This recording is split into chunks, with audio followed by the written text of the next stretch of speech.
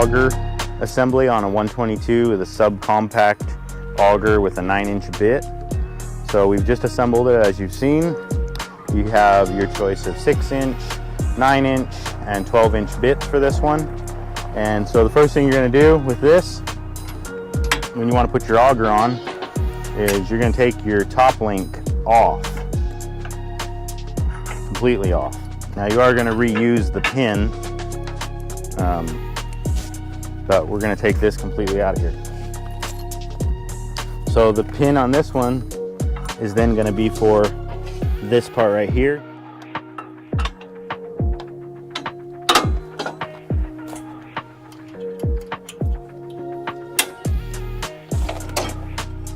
Now with these, you could widen them out all the way and get that on there, or you could also put them on the inside. I'm going to widen them out, and the way you're going to do that is these little pins here, which we'll show you in this side shot. You can take this cotter pin out, and then you can adjust this by spinning it, so you can get a different range on your 3-point arms. And you can do that to both sides, this side or the other.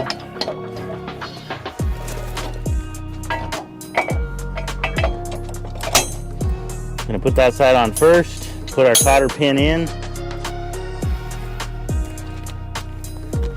Then we're going to put this side on next. Now this side has an adjustment. As you can see here, you can twist this, and that is going to adjust this arm on this side, which, as you can see, that makes it a lot easier to then push that in and get it connected.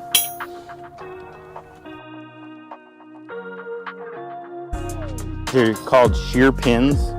It's just a bolt with some nuts and washers, and that's to protect your gearbox. There's a push button on this side that goes onto your tractor that you have to push when you're sliding it on, and that receives onto the collar. This has these shaft chains here to protect this shaft as it's spinning. All these covers are to help you from not getting your clothes hung up on anything when it's spinning.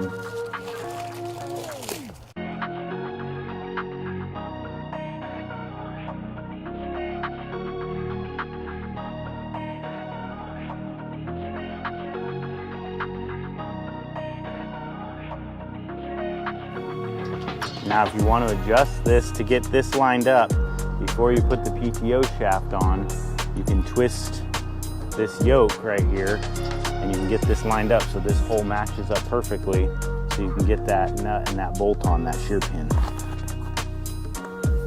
So all that's on there now. So the last thing we're going to do before we finish is there's a filler cap right here. We're going to go ahead and fill this with some gear oil.